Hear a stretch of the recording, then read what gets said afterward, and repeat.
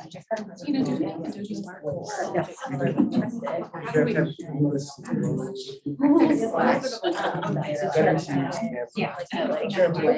I don't know exactly. Okay, so don't use Adobe Spark. You can. There's this other step. And honestly, I think it's more toward Canva. Yeah.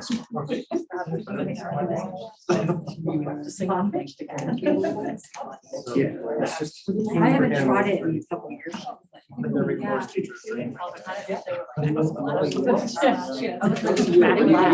was like, what are you doing? All right, welcome everyone. We're gonna go ahead and get started. This is an interactive session. I hope that you get some really great skills out of this. So I do have a Google site.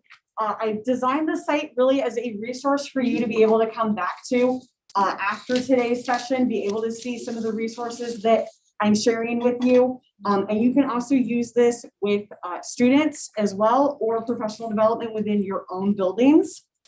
So again, if you're just coming in, I know we just had some late people, the link is bit.ly/design magic sauce. I really kind of designed the website, more as the resource. So I'm going to jump around a little bit more for session purposes. We're going to mostly go on the homepage and the cook page. So this kind of has a food kind of theme to it. So on the homepage, I have what I call the essential ingredients. These are really the essential skills that you would need to start with design and be able to design activities on your own. And then once you have those activities, the next place would be cook. And this is really once you have all of your ingredients together, you could start putting together a recipe for those designs that you're making for those activities. So that's really where I'm focusing, because this is more of a beginner session, or what I'm considering beginner. But I am building out the season page. This is where I'm going to start putting advanced items. I do have a few things here, but I'm going to continue to build that out. So consider that as you come back to the website. Recipes is kind of like a teachers give teachers, if you've heard of that concept.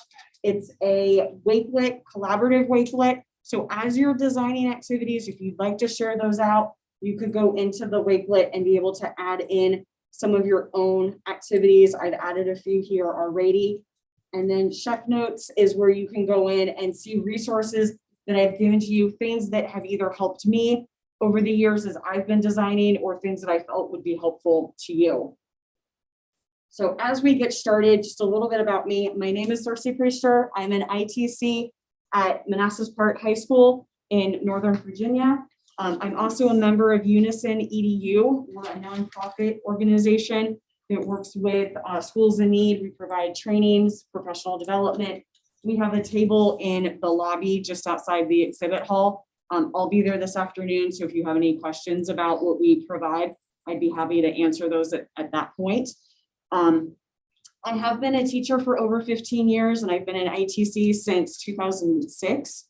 But before I became a teacher, my major was journalism. I was a writer, an editor, and a layout designer, and a webmaster for actually the Department of Agriculture. And I learned a lot of different things that it takes for design, and being able to bring that into what I was designing, and then working with teachers in the coaching role. Really where this session came from is I had a lot of teachers asking me, how do you create things? Because I'm taking something that looks like this. This is what I'm creating, a lot of teachers telling me, and how do you make it look like this? So that's kind of where this session came from, is being able to say, this isn't something that we're really taught as teachers to how to design and use these skills. So I wanted to be able to share a lot of the resources and the knowledge and the skills that I have. So looking at the platform, let's see, Canva is definitely up there, but so is Adobe Spark and Google. So I'll just kind of go over similar tools for each of those, how to do something in each of those, so that you get the general knowledge about all of that. So we're going to go to the cook page first. And just to kind of get everybody warmed up and thinking outside the box about design and how you can use shapes, because that's really a lot of what we use in design and creating activities for students, whether it's on Google Slides or Canva.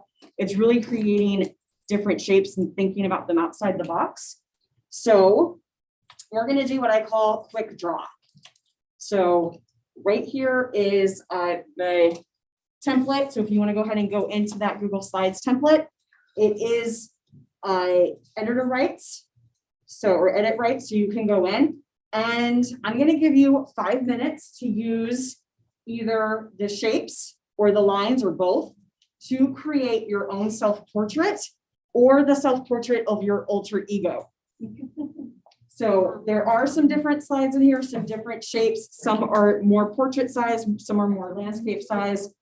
One of the ideas that I do when I'm going through and designing is I use the zoom feature a lot to make sure that lines are connecting or things are looking exactly the way that I want them to when I go closer to it. So that might be another option for you. When you click on 100% and zoom in, it just gives the canvas a little bit of a bigger space for you to go into it.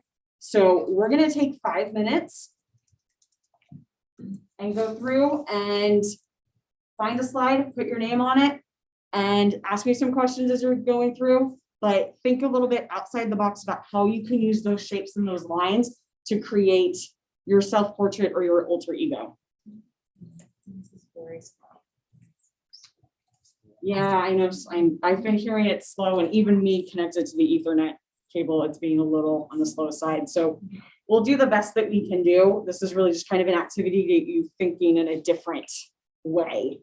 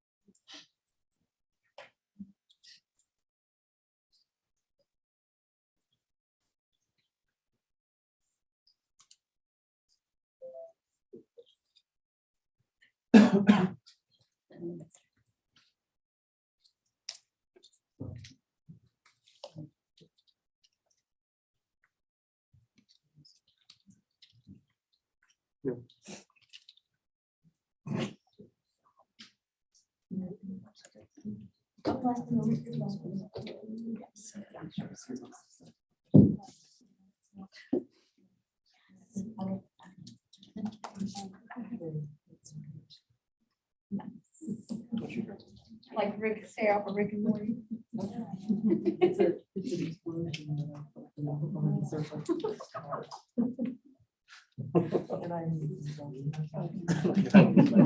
I'm seeing some good things already coming through. So think about hair. So I actually have naturally curly hair, even though it's straightened right now. So think about how could you represent curly hair? How could you represent eyebrows using just those shapes?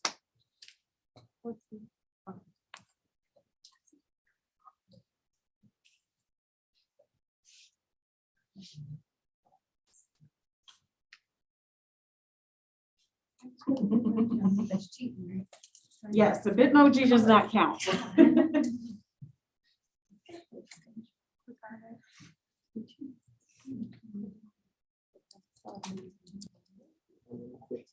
I know.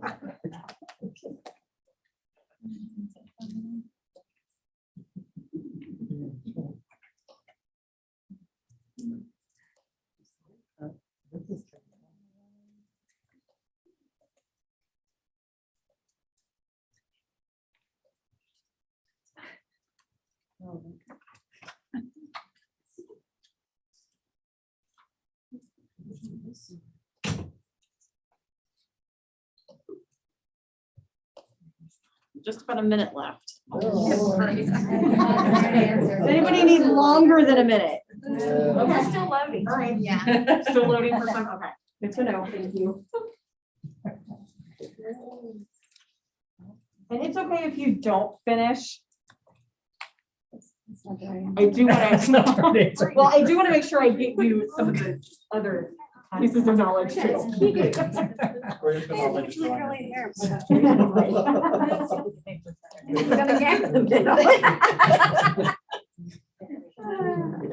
Yeah, we're all. Anybody? Want that better. Want that legislative. I know, right? That's what I think.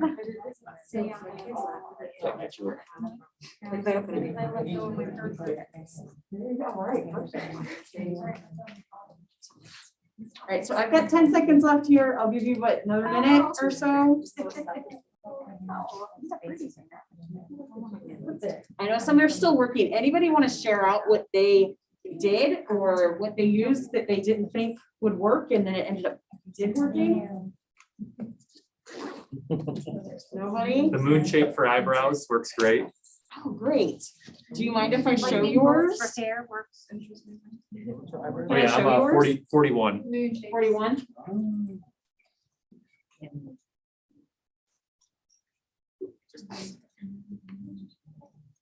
Oh, that's awesome. All right, thank you for sharing. I have some gifts, so see if you share, I will give you stuff. Do you want a sticker or a little Adobe Spark bus? How about bus? All right, Thank you. perfect. Anybody else? Yes. I use the cloud to make my hair. Perfect. Can we? That's number 10. So sad. All right, there's number 10. It's Buster's. extremely pale because that's me. Well, I feel the same way.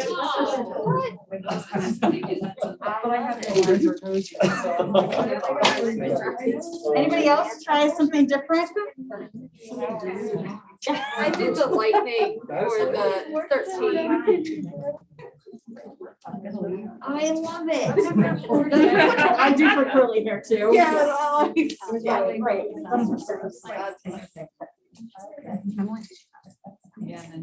So just different ways to think about things. There's a lot of things in design that you wouldn't think would work together, but if you do some layering, do some connecting, it really does make a activity that you can use. So anybody else, anybody need more time? Yeah. You could do this for the rest of the time and we'd be happy. So drawing's a good thing. Okay, I love that. All right. So if you want to keep going, that's fine. I am going to move a little bit further so that I can start showing you some of the other skills as well. So I'm going to get out of that one. All right, so I'm going to go back over to the home page and we're going to go down to those essential ingredients. And what I want to do now is show you some of those, what I consider essential ingredients. So if you happen to forget some of the stuff that we talked about today, I have GIFs, animated GIFs on here showing you exactly how to do something in Google, Canva, Adobe Spark, all of those. So I'm just going to go ahead and kind of start showing you some of the things that I've done and be able to do in all the different ones. I'm going to go ahead and start with Google. So the first thing I want to show is shadowing. I really like using shadowing as a way to make things look a little bit more 3D-like, or for drag and drop activities to make students see what exactly needs to be dragged and dropped and put into different categories. So you can see in this example, I already have a few with those drop shadows. So I'm just going to select one of these and I'm actually going to right click and go to format options and then check the box for drop shadow. And you can change the transparency of this so I can make it darker, lighter. I can change the angle. So right now it's to the left. I can make it go to the right, the distance, and even the blur. So I can make it really blurry. I can make it really clear. I tend not to go too far with the distance, just enough to kind of make that shadow look so it looks a little bit more 3D. It doesn't look so flat and static on the page. Unfortunately, with Canva and Adobe Spark, you kind of, there's not that simple, like, we're just going to make a shadow of this object. You actually have to make the shadow yourself. You do that by duplicating the object and changing the color. So if I just do a Control D to duplicate this object, and then I change my color to a darker shade, it doesn't necessarily have to be black. It could be gray. That would also work. And then this is where our layering comes in a bit, because I need this to go behind that object. So with layers, whatever the last object that I put on my canvas is going to be on that topmost layer. Everything else, so maybe I've got 10 different items on my canvas, they're going to be on 10 different layers. So as I start to layer these different options, it could be that I want to go layer something down to like the 5th layer. So in Google, it's going to be going backwards. If I want something to go to that very last layer, it's going to be to the back. With both Canva and Adobe Spark, it's going to be going backward. So I want that to go behind the other one. And I may need to just change the sizing a little bit too, so that it actually looks like it's shadowing it. And then again, just like I kind of did with Google, I'm not making that distance too big, just enough to make it look like it's floating. And the same thing with Adobe Spark.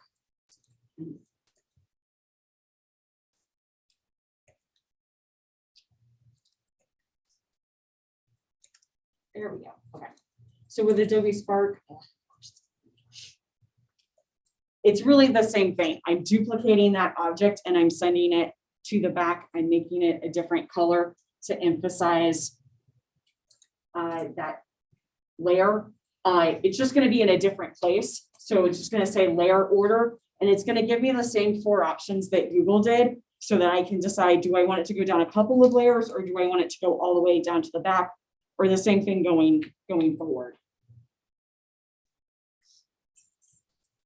Any questions on layering or shadowing? So then the next thing I want to do is, so this is another kind of layer thing. So for here, I could just go to order and hit send to back, so that all of the drag and drop options go on top of that. The next thing I want to do is grouping. So I use grouping quite a bit, because there's oftentimes I don't want students to move something that it might be part of something else. I want them to all move together, or I'm trying to group something as a design so that when I'm moving things around, I'm moving them all as one piece. So I've got this option here that I also, to the back. So we're just going to bring that to the front. And then a lot of times what I do, instead of trying to select all of these, it used to be at one time with design, you had to use the control key and try to grab every single object and do that. And when they came out with the idea of dragging the mouse to select the objects that you wanted, that was such a game changer. Now you'll see sometimes, like with this, it grabbed the skeleton, which I don't want it to do. So typically you just have to use the control key to get rid of the pieces you don't want it to have selected. So you're basically unselecting those items and just having it select the items that you actually wanted. And then right clicking and hitting group. So now this is going to move as one piece. The same thing with Canva and Adobe Spark. So let me move this femur to the top here. So again, I can click and drag. It's going to grab all of those. And with Canva, I'm going to click the 3 dots. Oh. So we're going to click on group. So now that piece is going to be grouped together. And the same thing in Adobe Spark. Adobe Spark's slightly different. The navigation is going to change depending on what I have selected. So this is grouped right here. If I ever need to ungroup it, I'm just going to select the whole thing, ungroup, and do the same thing with Google and Canva as well.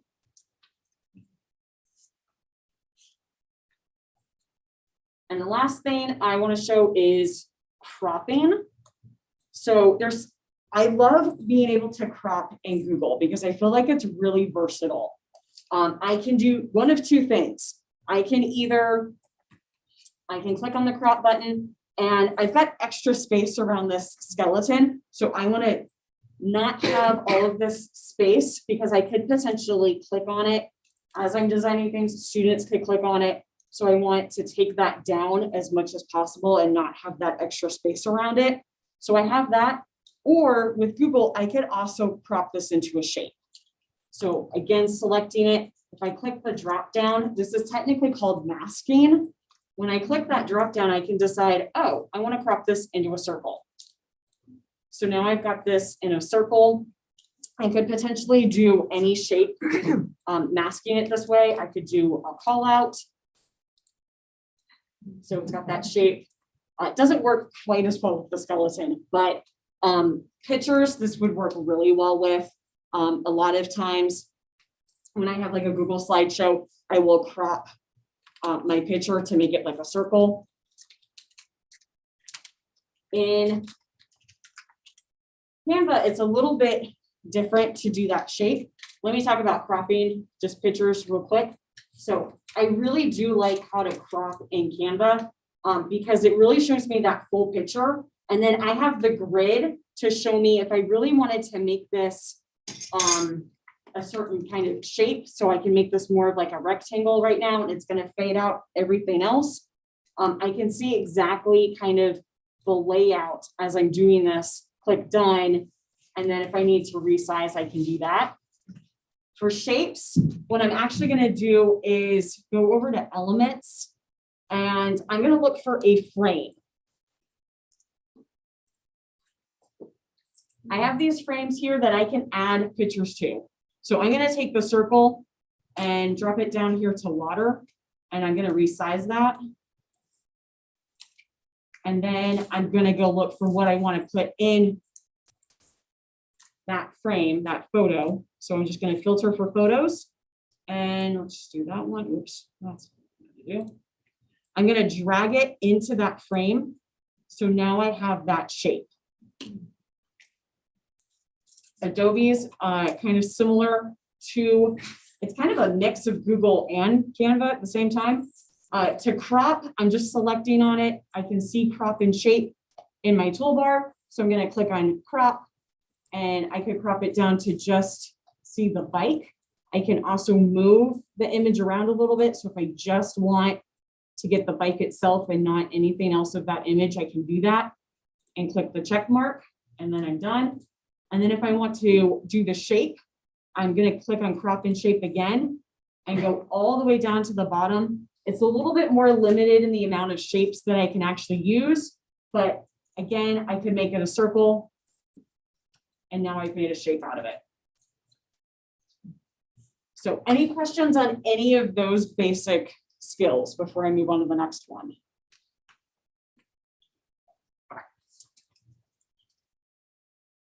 All right.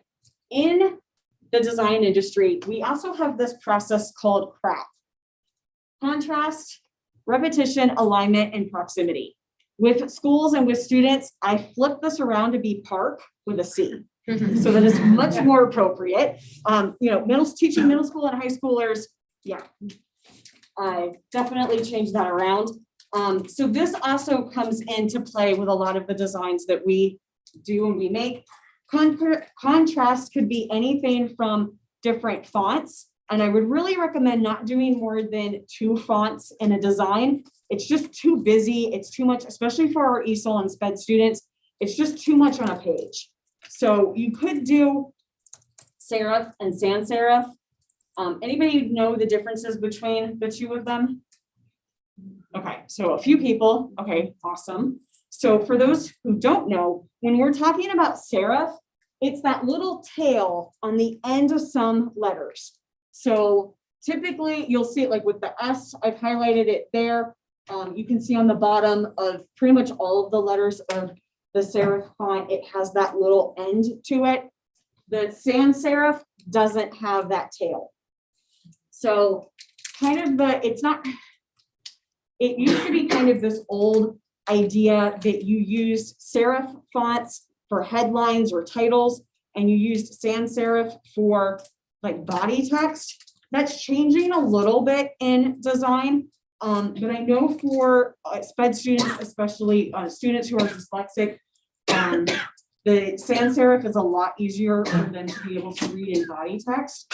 So it's just something to kind of keep in mind as you're designing. But the contrast could be as much as just 2 different fonts.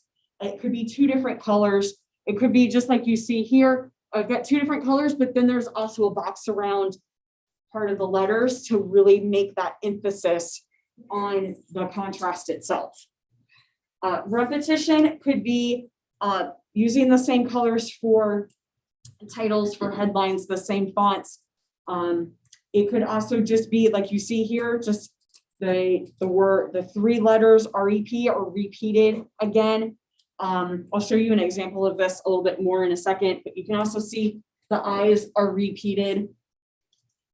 Alignment is also going to be, it could be just as simple as something that's center aligned or left aligned, or it might be, are all of the pieces aligned together in a straight line. And then proximity is going to be, sometimes it's going to be text and picture, making sure that your text isn't too close to a picture, that there's some space between them. Or it could be items that need to be grouped together rather than them being farther apart. If you need students to build a relationship between those items, making sure that they are within our closer proximity. So just kind of looking at this example again. So this is one that I just found on the internet, very basic design of an exit slip. It's really just black and white chart. So I changed it to make it a little bit more engaging, a little bit nicer to look at. So if I take those ideas, sorry, I got something stuck in my throat. If I take those ideas of crap and I'm looking at the proximity, I'm looking at the alignment, I can see all of that going on in this design. So I have the contrast in the different colors. I've got that same color scheme going on, but I've got the darker that's showing the emphasis on it needs to have 3 things. And then the color goes lighter down to 1 thing. I've got the repetition going on with the circles and then also the rounded rectangles. So you can see I changed that. This is another one that I found. I thought the background was just a little hard to read, hard to see. And for some of our students, that's going to be a hard thing to kind of figure out. So I changed it to this. So you can see I use that drop shadow again, especially with the drag and drop. It's a lot easier to be able to see what needs to move, whereas the white boxes are more static. I know those aren't going to go anywhere. So I have that. I did use that teal color again because I did like it. I just changed the way it was being used to make it easier to see the words and just make it overall just kind of work. And then I also used shapes rather than text boxes. So I didn't have to worry about grouping something or something coming apart. All I have to do is make that shape and double click into it and then be able to drag it. I also used gradients in this one just to kind of give a little bit more emphasis on that color. The other idea that I could do, instead of using the same color for those text boxes, when I move these into the different categories, as a teacher, I'm looking at the colors to grade and assess, did my students get this right? Rather than me seeing all of the same color and trying to read the words and go, okay, did that student put this in the right thing? I'm looking at the colors. And so it's that time saver of being able to see, oh, okay, purple, green, blue, okay, perfect, I got it. So what I want to do now, yeah, we've got time. So we're gonna go back to the cook page, and down at the bottom, actually, before I get there, we're gonna stop at all about shapes. So have any of you seen the new supermarket suite, or even the old one, like the new one? Okay. So I think over the summer, I was watching the new supermarket suite, and one of the games that they have is taking brand logos and breaking them down into the different parts. And you have to guess what the brand logo is before they get to showing you the whole thing. And so I'm looking at this and I'm going, well, that's a rectangle. Those are two rectangles attached to that rectangle. There's a line. And I was like, those are just shapes. And they're making these really complex designs just out of shapes. And that's literally what we're doing when we're creating activities for our students. A lot of the things that we're creating, it might be just layering different things, which is essentially what they're doing in brand logos. So we've used this in our advertising classes, and students did a whole project where they literally took we gave them cereal without the boxes and said, design a product. They had to design a logo, a mascot, and the box. And they were able to do that from this graphic. So that's something, again, that I feel like we can do as teachers as well. So I don't know, how many of you follow Canva on Twitter? Nobody? Okay. I highly recommend it. They've got really great things, lots of videos, lots of ideas. Instagram as well. They just started doing design challenges. So I want to say it's like once a month. And they come up with different things that you can make to win prizes. But it got me thinking, this is something that we can do to challenge our design skills, see different things, put different things together. So that's essentially what I'm going to have you do now. Is I'm going to challenge you to look at these 4 different things, the activities that you could create, things that we use in the classroom all the time. Exit tickets, graphic organizers, if you're a Google School, Jamboard, and drag and drop. So this could be something that you want to take something that maybe you've created earlier this year, or that you know you've worked on with a teacher if you're in a tech coach role, or something that you know is coming up. Go ahead, take some time to create. If you would like to do this in a group, I am certainly happy to do that. I know we have a lot of people in here, so that may not necessarily be conducive, but if you wanted to work with a partner, or what I'd like to do is be able to share some of these out. You know, you may not get through something completely, but at least be able to kind of start something as kind of that design challenge, and take something similar to what I did here, taking this black and white chart and making it into something more visually engaging.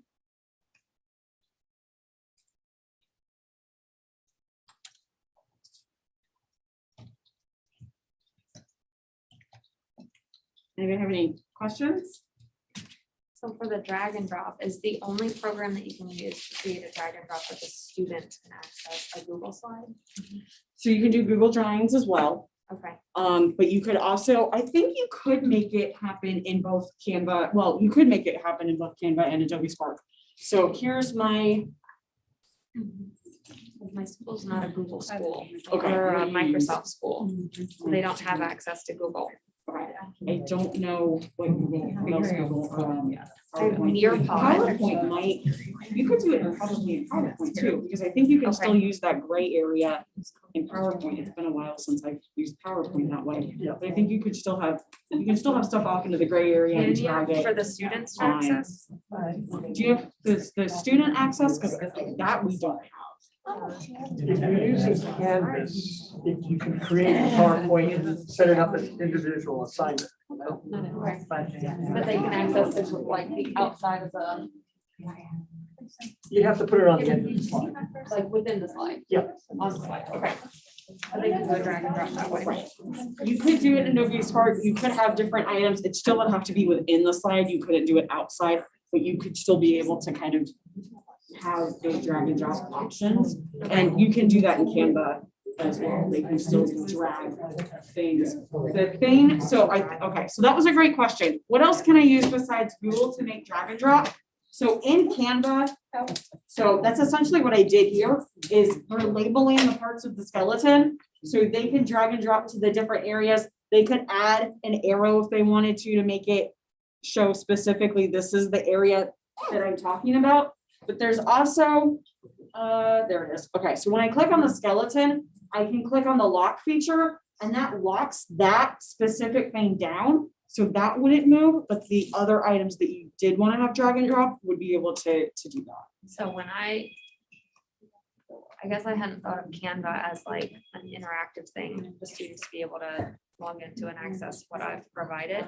I thought of it more as like creating like a graphic organizer or something. Yeah. So that they can log into a Canva, their Yes. Canva account. Yeah, so here's what you're gonna, okay, so great question. So students being able to go into Canva now has an educator account. It gives you access to all of the premier stuff for free, but you can also create a classroom within Canva. So if you literally search Canva for education, you can sign up for a free educator account. You create the classroom within Canva, you give your students a code, and then they can either create their own activities and then share it with you as the teacher, or you can create a template, have them go into it, and then they share it back with you. You can give them feedback and then return it back to the student as well. Do you know how it compares to like Wixie? My students already have Wixie. Okay. Wixie, you don't have Wixie at my level. Okay.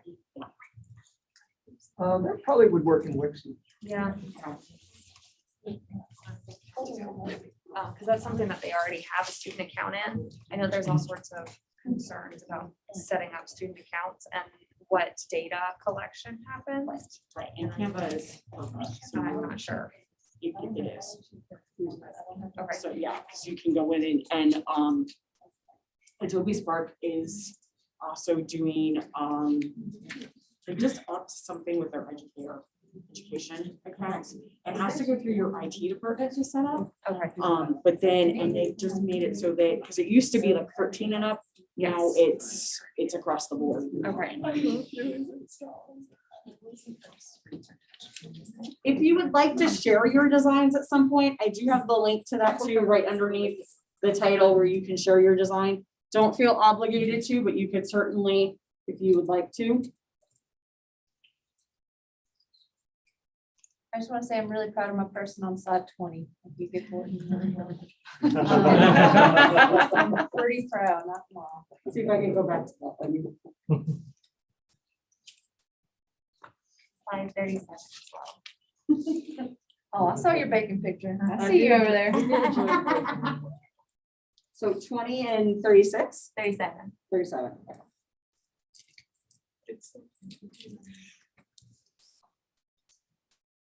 Oh, that's good. Oh, I like that. I like how you did the hair. What did you use? And layered them.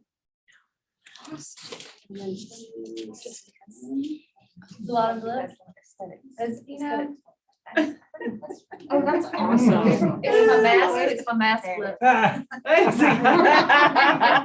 didn't see the bacon until it finally came up. Oh, that's great. All right, so I have buses or stickers? What would you like? Thank you. Stickers.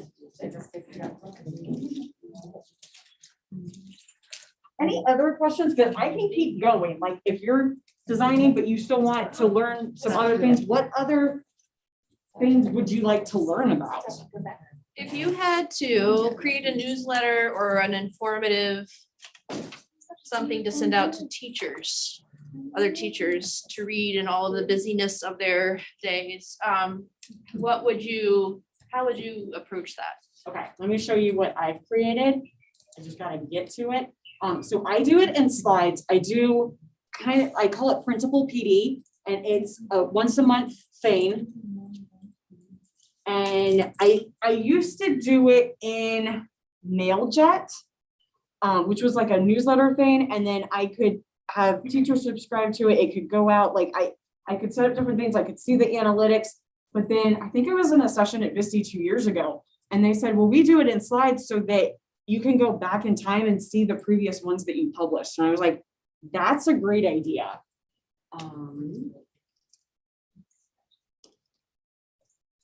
So this is what I send out to my staff. Come on.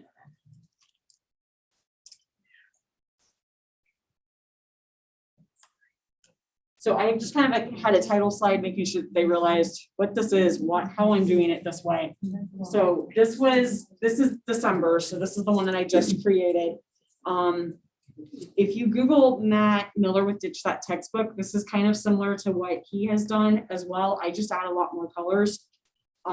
So I tell them to go ahead and either zoom in or go to present mode because it's just kind of easier to see it in present mode. The links still work. So I kind of create this, and I've had a bunch of teachers tell me, this is awesome because it's a quick snapshot for us. It's colorful. We can see the graphics. They just go into it. And then I also have a Wakelet that I do with it as well, because I can't fit everything onto one slide. So there's a lot of other resources I want them to be able to see. So I just link to that Wakelet collection and I dump stuff into one for each new month. So that's December. I did one on Flipgrid because there had been a lot of Flipgrid updates. I wanted to make sure our teachers were aware of that. I did one on Canvas because we're a Canvas school. There it is. So I try to make it visually appealing as well, but not a lot of text, just enough for them to get the idea. If they need to see something more, I know they're going to come see me. They're going to go to the Wakelet collection and have that option. I've seen teachers do for their students and for parents, I've seen they use Canva. So really it's really looking at any kind of design tool. I think you could do a newsletter out of it. This is just how I do mine. Thanks. Anybody else? What's Wakelet? So Wakelet to me is kind of like the education version of Pinterest. You basically create collections just like you would in Pinterest. Pinterest is more like you have to have a picture with it. With Wakelet, you could have you have a Flipgrid integration. You could have YouTube videos in it. You can have articles. I've seen teachers create lessons using Wakelet because you can add text to it. You can add PowerPoints. You can add images, Google Slides, links, everything that you could think of could go into the Wakelet collection.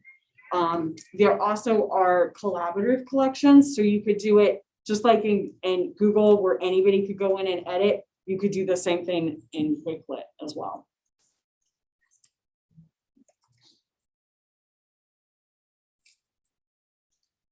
Any other questions before I get to the prize part? Because I know you're waiting for that one too.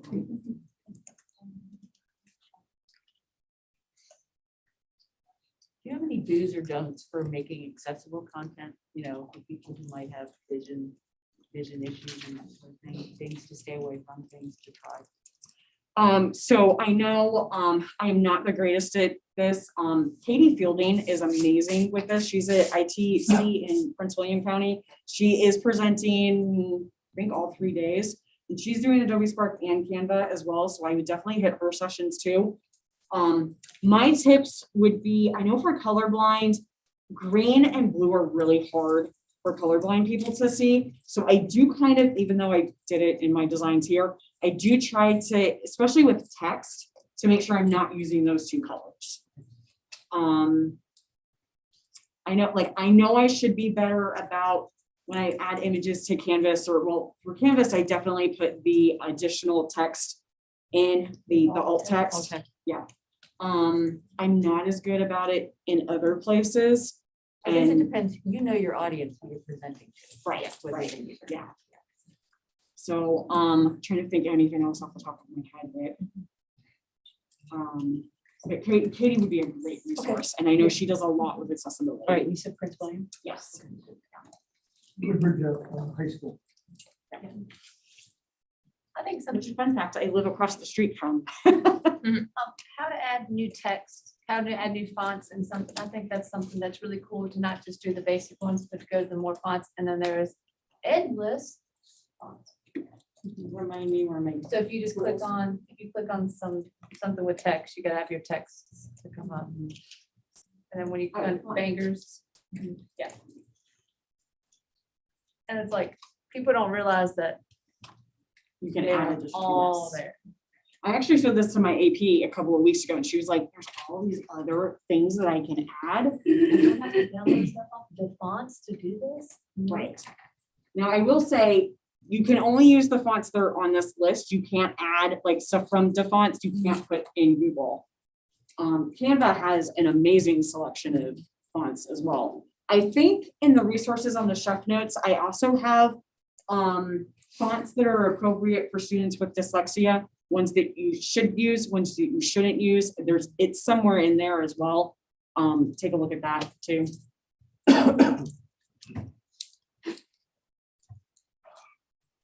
Anybody else?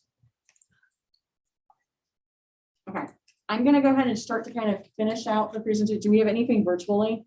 No question. Okay. Okay. Back on the homepage, I do have a session evaluation. This is my own personal session evaluation, just to help me figure out what to do better for next time. I'm presenting again tomorrow, so it would be great instant feedback for me to have for tomorrow for this session.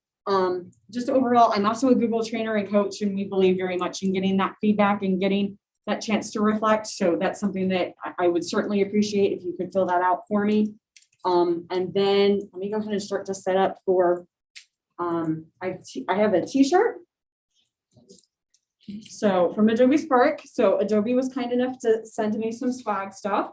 I also have more buses and stickers too, if you would like to have some of those. So we're gonna take this one, and then Canva, I have $30 print vouchers. So I have 5 of them. For you. All right, give me a second to set this up.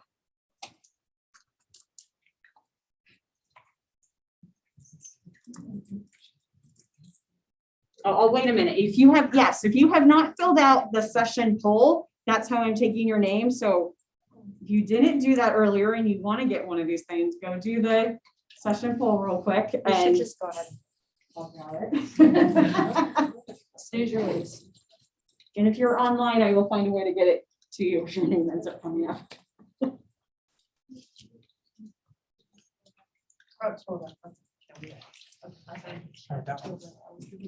Darcy, while you're waiting, a Yeah. couple of people, one person said that you should make your own font. Darcy, publish it. But for everybody else, somebody in the chat posted that there is something called, if you haven't heard of it, the Chromatic Vision Simulator. It says it lets you view things through your camera's cell phone, filtered through the vision of the different types of color blinds. So you can kind of see what your students with visual impairments are putting up with or dealing with. Dramatic what? Chromatic Vision Simulator. Yeah. So within Canva, after you group something, and you want to if you want to add something to it, how do you group it? Like I put a number on afterwards. Control-Shift-G. Okay. So I highlight all of it and then Control-Shift-G. Which one are you on? Canva. Oh, I'm sorry, I was on. So like the circle and the shadow are connected with the ones. So when I do it, it doesn't show up. I don't know where to go to find it again. Find the 3 dots. You're gonna have to But how you ungroup it and group it again. You may have to move the one over. So if I click on this, it's just that. Right there. Try clicking first. And I can ungroup it right here. Oh, and then I have to then go back. And back. Okay. I never know which one to use. I'm just like. So that's the thing you shared with, that you sent to your staff, so you do just one slide a month, or, okay, because I was gonna say my staff would not read the 4 or 5 slides. I do That would one be slide a all. month. I add them. So what I basically do is I have one slideshow with all of my drafts, and then I import that slide over when I'm done, so that it's. Yeah. Great, thank you. Yeah. Or once you have enough content to share. Right. Right. Then I drop it in, and I send out an email to them and I put it on Twitter too. So if you want to follow me on Twitter, I share it out with everybody, not just my staff. All right, so I'm gonna go ahead and grab these names.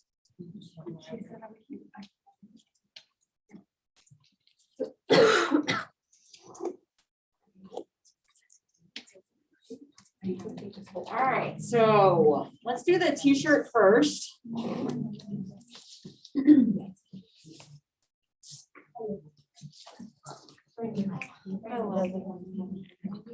Kendall. That's me.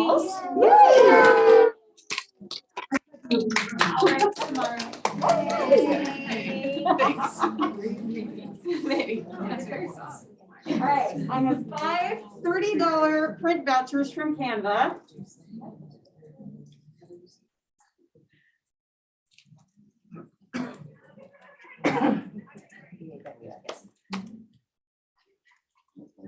Let's see, Kristen, is Kristen in the room? We have a last name.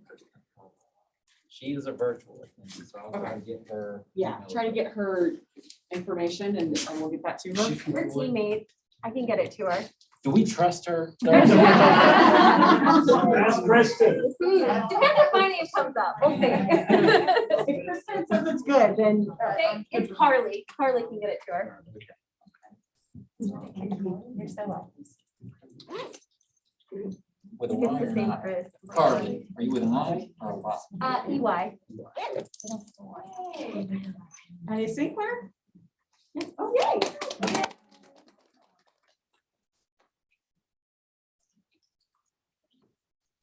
All right, I got 3 left. Less special than my mom. Cam necessary? Thank you.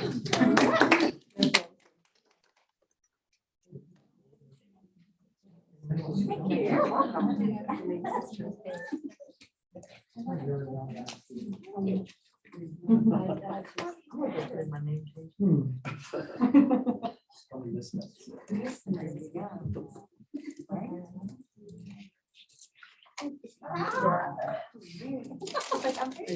Louis McGill?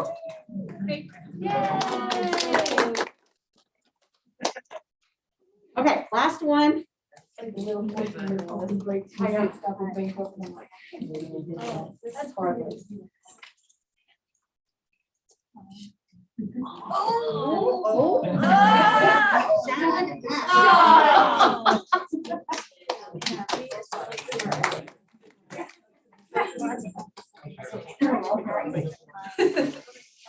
All right, thank you so much. If I can answer any questions, I'm going to continue to build out this site, especially because I know that you're going to go from beginner to advanced. So I'm going to keep building this site out. If you have any questions, all of my contact information is on the About Me page. I'm on Twitter, Instagram, Facebook. I have a blog, I have a YouTube channel, so. Thank you. Thank you. Carly. I am, I am. What's that?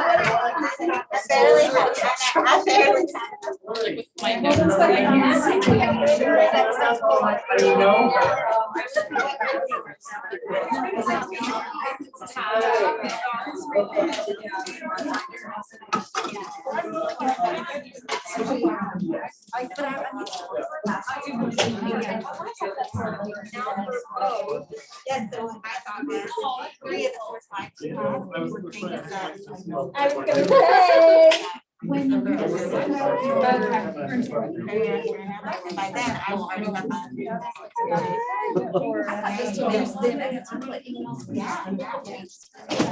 Thank you for doing that. You're so welcome. You too. Not yet. You're ready to find one. And Facebook, I will. Yeah.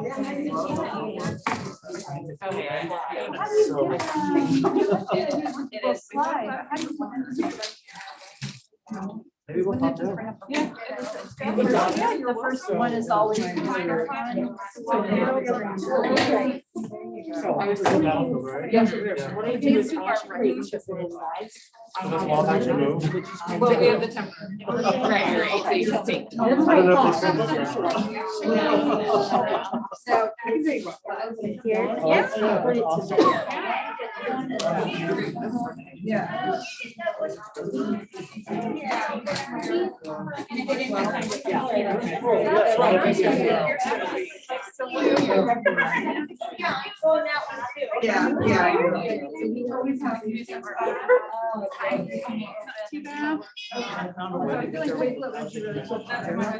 Yeah, and it's actually kind of cool.